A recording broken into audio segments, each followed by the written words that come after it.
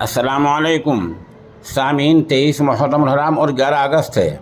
خبر کا عنوان ہے نوح معاملے کا ہریانہ ہائی کورٹ میں آج کیا رہا۔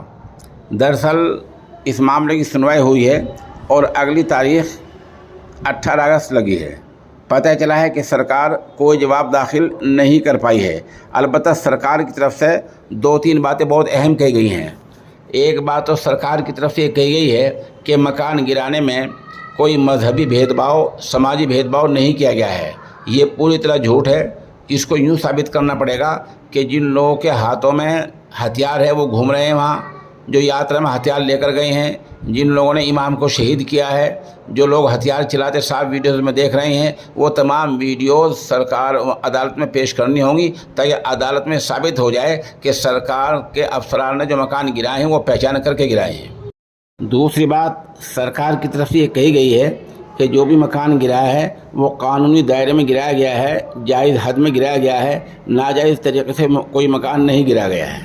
جبکہ ہماری طرف سے برابر یہ کہا جا رہا ہے کہ سرکار نے کوئی نوٹس نہیں دیا ہے، بغیر پہلے سے نوٹس دیے مکان گرا دیے گئے ہیں۔ ہمیں اس بات کو عدالت میں ثابت کرنا ہوگا، زبانی کہنے سے کچھ کام نہیں چلے گا۔ اس کا ثابت کرنے کا طریقہ یہ ہے کہ جن بیوہ خاتون کے مکان گرائے ہیں وہ مکان ہیں جو سرکار نے خود ہی BPL کے تحت، یعنی غریبوں کی اسکیم کے تحت بنائے ہیں۔ کیا ان کا گرانا جائز تھا؟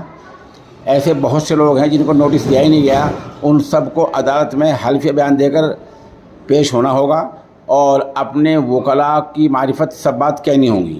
خوشی کی بات یہ ہے کہ جمعیت علماء ہند اس معاملے میں کود پڑی ہے اور آج جمعیت علماء کے جو نمائندے ہیں وہ ہریانہ پنجاب ہائی کورٹ میں گئے ہیں۔ وہ آڈٹ اس لیے داخل نہیں کر پائے کہ جج صاحبان چھٹی پر تھے، جیسے مجھے بتایا گیا ہے۔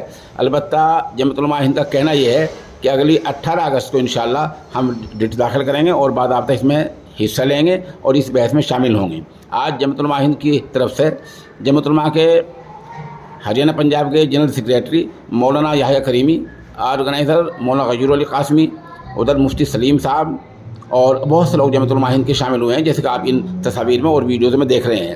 بہرحال سرکار نے جو بات کہی ہے ہمیں اسی کا جواب دینا ہے، اور خبر یہ ملی ہے کہ سرکاری وکیل کوئی جواب داخل نہیں کر پایا ہے اور انہوں نے ہی اگلی تاریخ مانگی تھی جس پر 18 تاریخ مل گئی ہے۔ ادھر یہ خبر آ رہی ہے کہ اس معاملے کو پنجاب ہریانہ ہائی کورٹ کے چیف جسٹس خود سنیں گے۔ ظاہر سی بات ہے، بڑا جج جب معاملے کو سنتا ہے تو اس میں انصاف ملتا ہے۔